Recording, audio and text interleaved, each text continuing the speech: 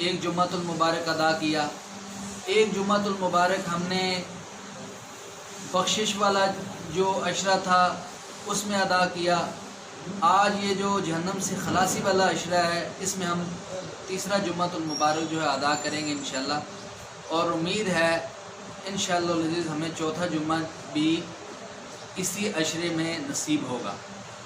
تو یہ بہت برکتوں والا مہینہ ہے۔ یہ جو رمضان کا مہینہ گزر رہا ہے ہمیں اس کا پتہ ہے کہ روزے کا کیا مطلب ہے۔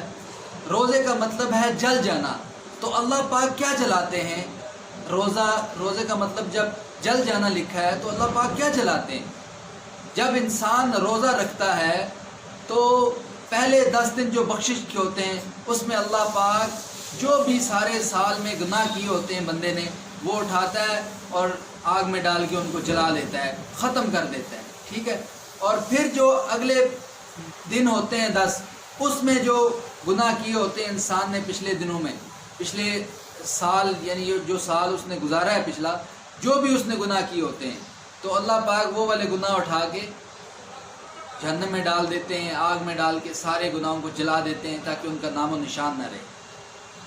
اللہ پاک کا بخشنے کا طریقہ یہ نہیں ہے کہ ایک بار بخش دیا پھر گناہ کر دیا اگر انسان ہے تو پھر اللہ جتلائے کہ نہیں جی وہ والے گناہ بھی اس کے لکھ دو، ایسا نہیں ہے۔ اللہ پاک غفور الرحیم ہے، اگر کسی کو بخش دیتا ہے تو اس کے سارے گناہ فرشتوں کا جو ریکارڈ ہوتا ہے اس سے بھی جو ہے مٹا دیتا ہے، اس کی جگہ نیکیاں لکھ دیتا ہے اور فرشتوں کی یادائش سے بھی بلا دیتا ہے۔ اللہ پاک ایسے غفور الرحیم ہے۔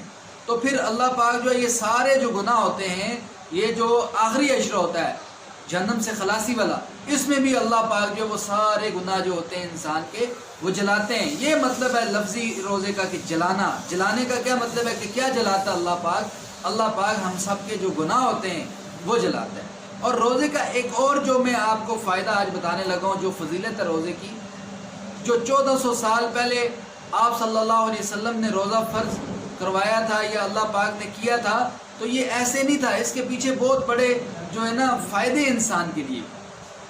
جدید ریسرچ کے مطابق ایک جرمن سائنسدان جو تھا اس کو نوبل پرائز ملا ہے، اور اس سے پوچھا گیا کہ بھئی آپ کو نوبل پرائز کیوں ملا؟ نوبل پرائز اس وقت دنیا کا سب سے بڑا پرائز مانا جاتا ہے۔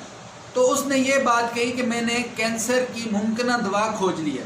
تو لوگوں نے اسے پوچھا کہ تم نے کینسر کی دوا بنا لی ہے؟ اس نے کہا نہیں، دوا نہیں بنائی، لیکن کینسر کو کیسے روکا جاتا ہے اس کے لیے تدابیر میں نے بتائی ہے۔ بتایا جی کیسے آپ نے اس کو ریسرچ کیا، کیا ہے وہ تدابیر؟ تو اس نے کہا کہ اگر ایک انسان پورے سال میں 20 سے 25 دن تک بھوکا رہتا ہے، اور بھوکا کتنی دیر کے لیے رہتا ہے؟ 8 سے 9 گھنٹے اگر بھوکا رہتا ہے اور اس کا معدہ خالی رہتا ہے، تو انسانی جسم میں کینسر پھیلانے والے جو خلیے ہوتے ہیں، جب انسانی جسم بھوکا ہوتا ہے، جب معدہ خالی ہو جاتا ہے تو معدہ اپنی بھوک کو ختم کرنے کے لیے ان خلیوں کو جو کینسر پھیلاتے ہیں ان کو کھانا شروع کر دیتا ہے، اور وہ جو فاسد مواد ہوتے ہیں انسانی خون میں پائے جاتے ہیں، انسانی فیٹ جو چربی ہے اس میں پائے جاتے ہیں، ان کو جب معدہ کھانا شروع کر دیتا ہے تو 20-25 دن میں وہ سارے جو خلیے ہوتے ہیں ان کو توڑ دیتا ہے یا کھا دیتا ہے یا ڈیڈ کر لیتا ہے، تو پھر جو ہے انسانی جسم میں کینسر نہیں پیدا ہو سکتا۔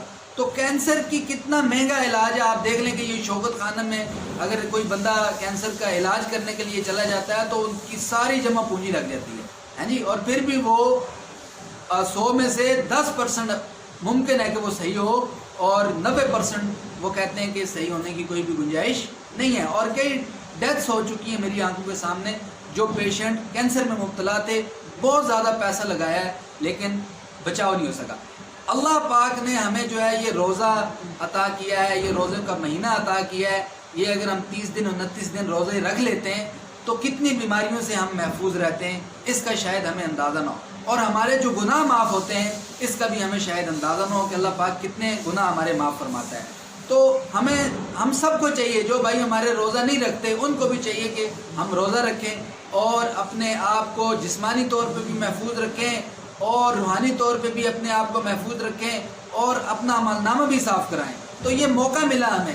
اب یہ جو آخری عشرہ ہمارا گزر رہا ہے، ان آخری عشرے کی طاق راتوں میں جاگنے کی کوشش کریں زیادہ سے زیادہ، اور شب قدر کو پانے کی کوشش کریں۔ انشاءاللہ میں آپ کے ساتھ نیکسٹ ویڈیو میں شب قدر کے بارے میں ڈسکس کروں گا. جو بات کہی سنی ہے اس پہ عمل کرنے کی اللہ مجھے آپ سب کو توفیق عطا فرمائے. وما علینا الا البلاغ المبین.